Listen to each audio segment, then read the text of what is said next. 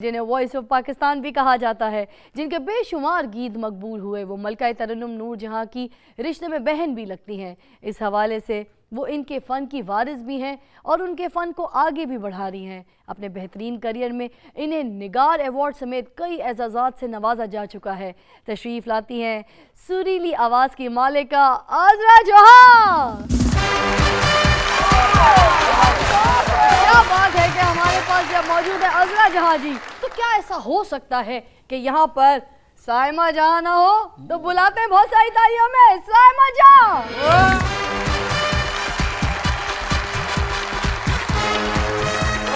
क्या बात है, तशरीफ रखेंगे। अज़रा जी, सबसे पहले तो आप बताइए कि क्या चल रहा है आजकल, कहाँ होती हैं और किस तरह से अपने आप को आप इस तरह से रियाज़ वगैरह में भी बिज़ी रखती हैं कि आप अपने गाने जो है, जब गाने के लिए आती हैं, कहीं पे भी परफॉर्म करती हैं, तो आपका जो एक सुर है वो इतना गला जो है वो खुला हुआ होता है, आप प्रॉपर तरीके से सुर लगाती हैं। बस ये मेरे चाहने वालों का प्यार है मेरे साथ, और बाकी मसरूफ़ियत ये है कि दौर तो पंजाबी फ़िल्मों का वो अब नहीं रहा, फ़िल्में दूसरी बन रही हैं, और वही जो मेरा स्कोर है वही मैं गा रही हूँ, शोज़ करती हूँ। अच्छा, आप पान खाती हैं, उसके बावजूद आपका गला इतना सुरीला, ज़्यादा नहीं पान खाती, बस एक आधा खा लेती हूँ कभी कभी। शोज़ पे नहीं खाती मैं। शोज़ पे नहीं खाती, मतलब क्या खाती हैं? डबल कत्था, चूना? ये रहने ही दें। तो साइमा जी कैसी हैं ये, घर में खाना वाना पका के देती हैं?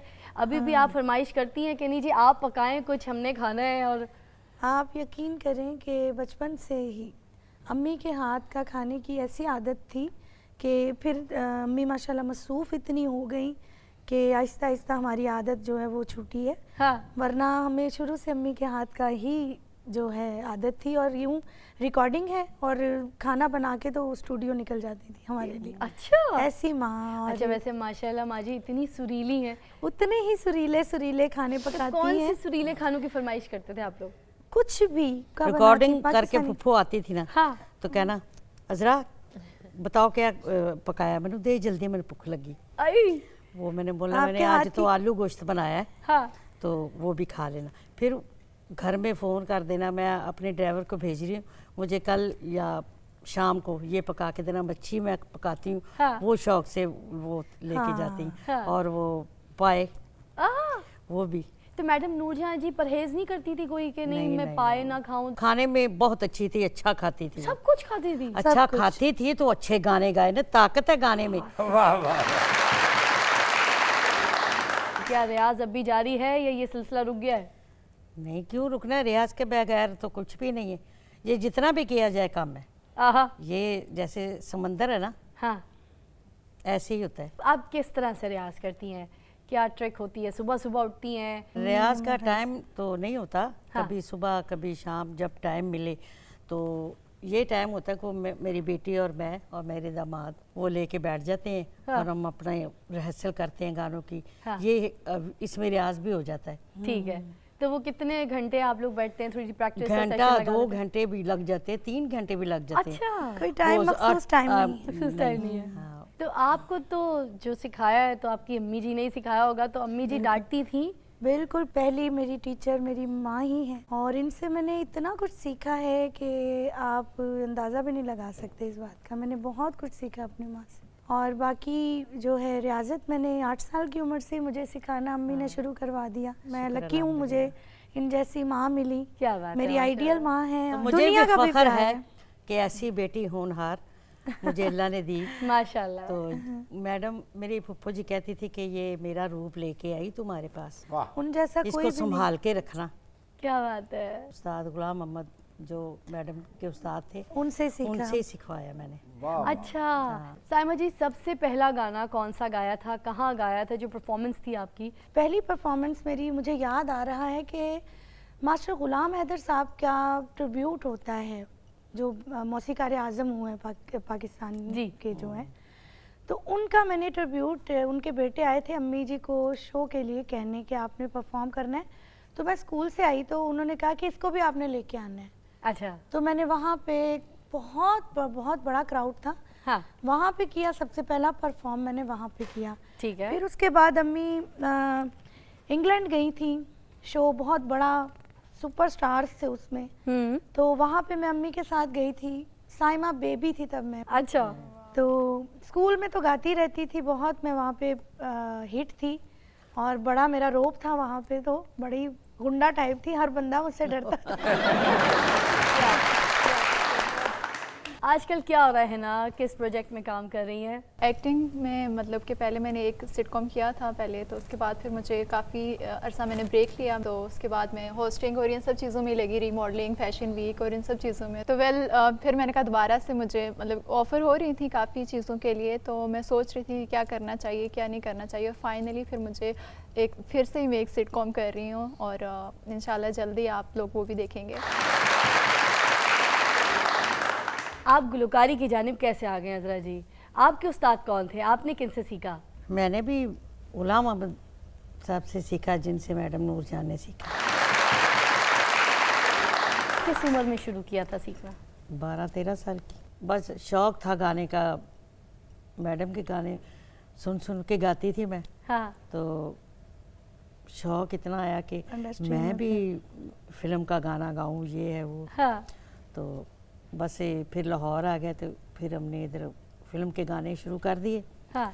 तो इसका जो सायमा का था ना, ये तो बड़ी तेज़ थी, तो मैडम ने बोला ये तेलिया रूह है। वो बात कुछ ऐसे थी कि मैडम जी ने अम्मी को फ़ोन किया रात को, तब छोटी एज थी मेरी 13 साल की। हाँ। तो अम्मी को एकदम से उन्होंने कहा कि साइमा को लेके घर पे आओ। हाँ।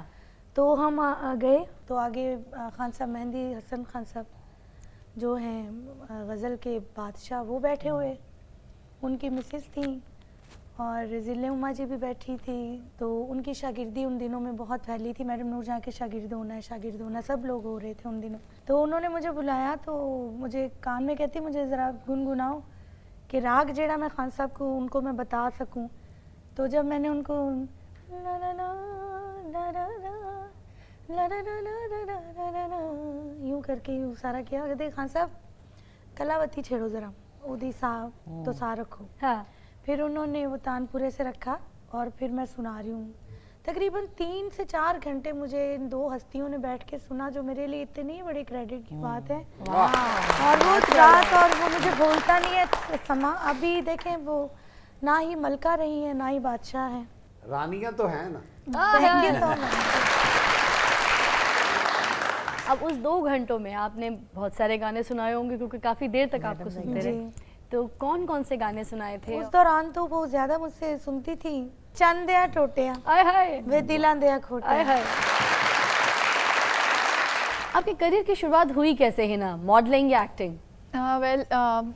मेरे पेरेंट्स जो थे वो सऊदीया में थे, हमें कुछ साल ही हुए यहाँ पाकिस्तान शिफ्ट हुए। तो जब मैं यहाँ पर आई तो मुझे फ़ैशन डिज़ाइनिंग करना था, मैं वो पढ़ने भी गई बाहर, मैंने पढ़ा भी और मैं बीच में छोड़कर आ गई, और आकर मैंने अपना ब्रांड वगैरह बना लिया। सो मुझे शौक़ था कि यार ये क्या, कि जिन लड़कियों को कपड़े में पहने हुए देखती थी कि ये सब कुछ मैं ख़ुद भी करके देखूँ, और फिर मुझे ज़्यादा अच्छे से आइडियाज़ मिलेंगे और मैं अपने ब्रांड को ज़्यादा आगे लेकर जाऊँगी।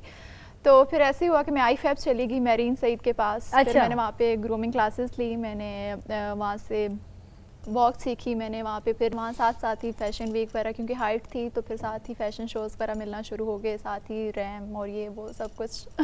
आप देखने से बड़ी पठानी लगती हैं, अफगानी एक्चुअली मेरे पेरेंट्स दोनों कश्मीरी हैं, तो और फिर मेरा एक्सेंट में थोड़ा बहुत अरेबिक में भी आता है, कहते हैं कुछ लोग, तो पता नहीं फिर। ਇਹ ਵੈਸੇ ਬੜੀ ਅੱਛੀ ਗੱਲ ਹੈ ਕਿ ਵਾਲਦਨ ਕਸ਼ਮੀਰੀ ਸਨ ਤੇ ਅਰਬੀ ਤੁਸੀਂ ਕਿਉਂ ਲੱਗਦੇ ਸੀ ਤੁਹਾਨੂੰ? ਊਂਠ ਤੇ ਬਹਿ ਕੇ ਲੋਰੀਆਂ ਦਿੰਦੇ ਸੀ? एक्चुअली हमारी एजुकेशन वगैरह सब कुछ सऊदीया में हुई ना, मेरे बाबा अच्छा, जानी वहाँ ट्रांसफ़र हो गया था, तो ਮੈਂ एक्चुअली ਕਿਹਾ ਸ਼ਾਇਦ ਤੁਸੀਂ वहाँ ਪਰਫਾਰਮੈਂਸ ਤੋਂ ਪਹਿਲੇ ਕਹਿੰਦੇ ਹੋ ਜਾਂ नहीं, ਹਬੀਬੀ। तो मुझे ਯਾਰ काफ़ी ਇਸ ਤਰ੍ਹਾਂ ਹੀ ਆ ਜਿਸ ਤਰ੍ਹਾਂ ਪਰਵਰਿਸ਼ ਉਹਨਾਂ ਦੀ ਅਰਬ ਚ ਹੋਈ, ਜਿਸ ਤਰ੍ਹਾਂ ਤੇਰੀ ਯਤੀਮਖਾਨੇ ਹੋਈ।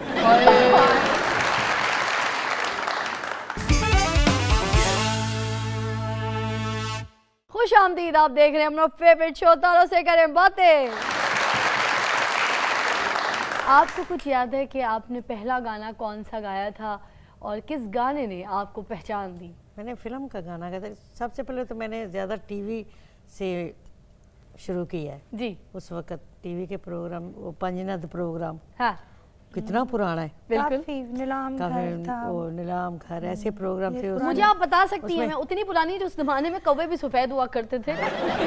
ਫਰੋਮ ਦੇ ਦਰਬਾਰ 'ਚ ਜਿਹੜਾ ਪਹਿਲਾ ਮਿਊਜ਼ੀਕਲ ਪ੍ਰੋਗਰਾਮ ਹੋਇਆ ਸੀ ਨਾ, ਉਹਦੀ ਇਹ ਕੰਪੇਅਰਸਨ। किस गाने ने आपको पहचान दी? बुत शिकन फिल्म थी, हाँ मैंने गाना गाया सावा दा तराना। ठीक है। फिर उसके बाद चूड़ियाँ आ गई। और चूड़िया के दोनों गाने आपके सुपरहिट गाने, लाइया लाइया और माय फेवरेट, और उसके बाद ढोला, वो भी सबका फेवरेट। अच्छा, आप भी तो ये गाना इतना अच्छा गाती हैं उर्दू थैंक में। You Nirmal, sweet of you, thank you thank you. लगाई है जब से तुम्हारे साथ वे, क्या बात। एक दिल था रहा ना मेरे पास वे, मेरी डकैती हो गई। आप बताइए हिना जी, इतना सारा काम करती हैं, तो उस काम में आपको क्या लगता है कि कौन सी काम ने आपकी पहचान बनाई? वेल एक काम को तो मैं नहीं कहूँगी, सॉरी, काफ़ी सारे कामों को मैं क्रेडिट दूंगी इसका। स्पेशली मैं होस्टिंग को दूंगी, क्योंकि मैंने जिस चैनल के साथ होस्टिंग की, रेड कारपेट्स मैंने होस्ट किए, उसमें ये कि आपको सीखने को बहुत कुछ मिलता है और आप दूसरे इंसानों को जानते हैं। तो मुझे सबसे ज़्यादा मज़ा जो है वो होस्टिंग में आया है। और मॉडलिंग का लाइक मैंने स्टार्ट मॉडलिंग से लिया था, तो वो तो एक ऐसी चीज़ है कि अगर मैं एक्टिंग करूँ, मैं होस्टिंग करूँ, मैं कुछ भी करूँ, वो तो मैं नहीं छोड़ सकती कभी भी लाइफ में। मुझे ऐसा लगता है, क्योंकि उसमें जितना मज़ा आता है शायद किसी और चीज़ में नहीं आता है। म्यूजिक लाइट्स ऑन होती हैं, तो फिर वो जो एनर्जी और वो जो फीलिंग्स आप में आती हैं, तो वो शायद आपको कोई और काम ना दे पाए। वाह।